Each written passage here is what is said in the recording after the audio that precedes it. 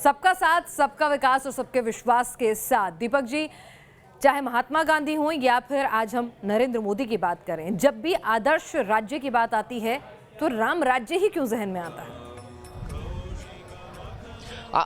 बहुत अच्छा सवाल है पिनाज आपका। राम राज्य इसलिए क्योंकि भगवान मर्यादा पुरुषोत्तम श्री राम मर्यादा और कर्तव्य की अनूठी मिसाल रहे हैं। मैं इसलिए ये कह रहा हूं क्योंकि अगर उनके जीवन चरित्र को अगर हम देखें तो हमने रामायण में भी पढ़ा है, रामचरितमानस में भी पढ़ा है कि कर्तव्य और मर्यादा इसकी एक अनूठी मिसाल थे। और आज की तारीख में जो पॉलिटिकल पार्टी बात करती है सोशल इंजीनियरिंग की, समरसता की, सामाजिक समरसता की, उसकी राम अनूठी मिसाल रहे हैं। मैं आपको एग्जांपल देता हूं। राम ने शबरी के जूते बेर खाए थे, सबसे निचली जाति से वो आती थी।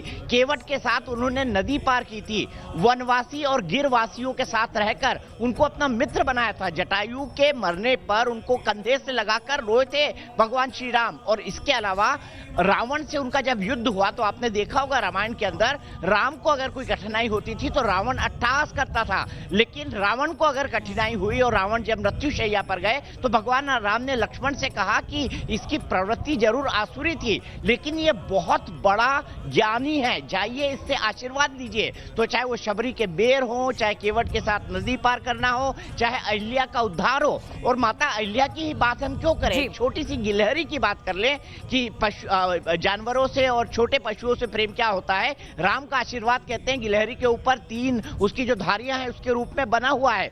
तो राम ने शासक के तौर पर जो कीर्तिमान अपने राम राज्य में स्थापित किए हैं, कोई भी दुखी नहीं था उनके राज्य के अंदर। राज्य के अंदर जो है चोरी वगैरह इस तरह की कोई बात नहीं होती थी। राम राज्य में हर घर 24 घंटे खुला रहता था। ऐसी परिकल्पना हमने देखी है। इसीलिए महात्मा गांधी से लेकर आज तक जितने भी लोग बात करते हैं वो राम राज्य की बात करते हैं क्योंकि वो सोशल इंजीनियरिंग की, सामाजिक समरसता की अनूठी मिसाल थे। उस वक्त तो 8000 साल 10,000 साल पहले बाकी धर्म नहीं थे, वरना अगर भगवान राम के टाइम बाकी धर्म भी होते तो शायद वो उनको भी गले लगाते थे। इसीलिए उन्होंने सबसे दलित, शोषित, वंचित समाज को गले लगाया, चाहे वो भगवान हनुमान ही क्यों ना हो।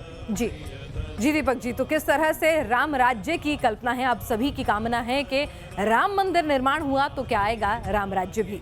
दीपक जी, आप हमारे साथ बने रहिए। न्यूज़ नेशन पर राम महोत्सव की ये विशेष कवरेज लगातार जारी है, अखंड राम महोत्सव, और लगातार हम आपको अपडेट देते रहेंगे। राम मंदिर से जुड़े हुए तमाम अपडेट के लिए आप बने रहिएगा न्यूज़ नेशन के साथ।